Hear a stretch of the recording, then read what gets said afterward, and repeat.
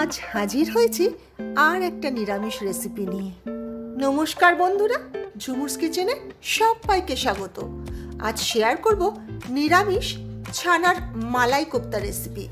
এটা pulao, fried rice, রুটি, নান সব কিছুর সাথেই খেতে অসম্ভব সুস্বাদু লাগে। তাহলে দেখুন আমি কিভাবে এই মালাই কোপ্তা তৈরি করি। আর রেসিপি দেখার সাথে সাথে চ্যানেলটাকে সাবস্ক্রাইব করে নিতে কিন্তু একদম ভুলবেন না। তাহলে আমি কোপ্তা টেস্ট করতে করতে রেসিপিটা দেখিয়ে দিই। এখানে আমি 1 লিটার দুধের ছানা নিয়ে নিয়েছি। দিয়ে দিচ্ছি স্বাদ মতো নুন, 3-4টে কাঁচা লঙ্কা কুচিয়ে দিয়ে দিলাম। দিয়ে দিচ্ছি 1 টিস্পুন আদা বাটা, 2 টিস্পুন ময়দা আমি অ্যাড করে দেব। এই ময়দাটা আমি বাইন্ডিংয়ের জন্য ইউজ করছি। দিয়ে দিচ্ছি 2 টিস্পুন ঘি। সব ভালো করে একসাথে মেখে নেব। রেসিপিটি কেমন লাগলো অবশ্যই কিন্তু কমেন্টের মাধ্যমে জানাবেন। এবার কোপ্তাগুলোকে গড়ে নেবার পালা। আমি গোল গোল বলের শেপ দিচ্ছি, আপনারা আপনাদের পছন্দ মতন শেপ দেবেন।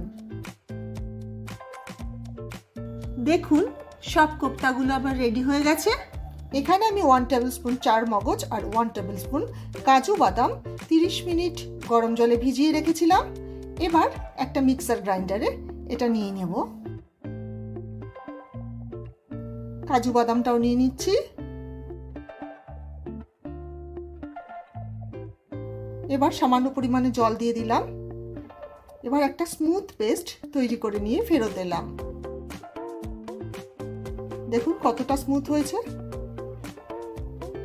এরপর এতে 2 টেবিল স্পুন টক দই অ্যাড করে দিলাম।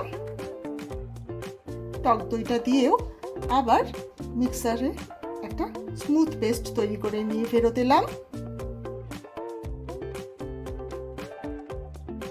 এবার কড়াইতে তেল গরম করে নিয়ে কোপ্তাগুলোকে ভেজে নেব।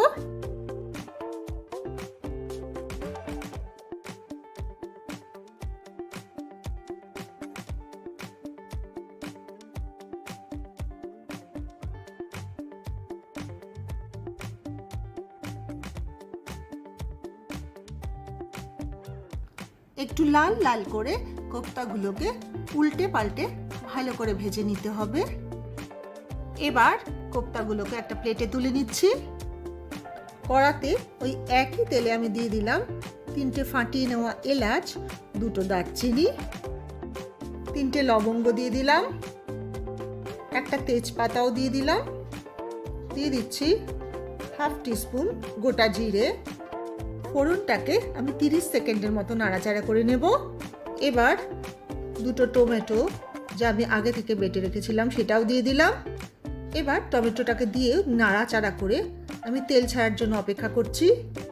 টমেটো থেকে তেল ছেড়ে যাবার পর আমি 1 টিস্পুন আদা বাটা, 1 টিস্পুন জিরে বাটা, 1 টিস্পুন ধনে গুঁড়ো, 1 টিস্পুন হলুদ গুঁড়ো,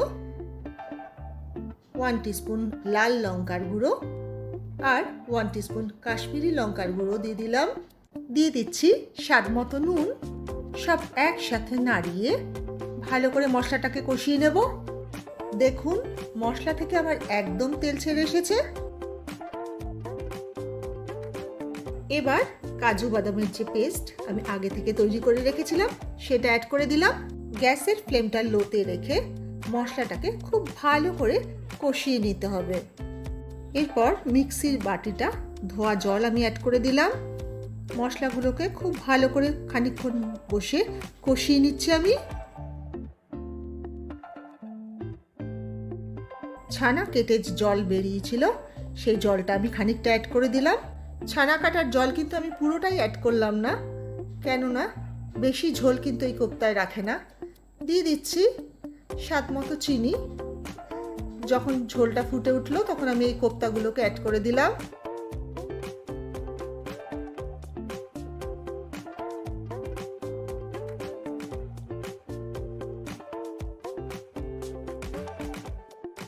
কোপ্তাগুলোকে ঢাকা চাপা দিয়ে 5 মিনিট রান্না করে ফেরত এলাম।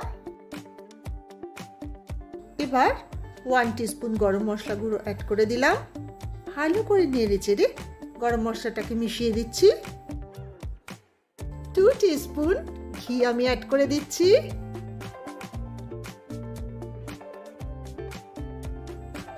এরপর 2 টেবিলস্পুন ফ্রেশ ক্রিম অ্যাড করে দিলাম।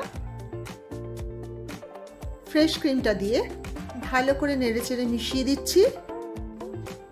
এরপর গ্যাসটা অফ করে 5 মিনিট ঢাকা চাপা দিয়ে সার্ভ করে দেখিয়ে দিলাম।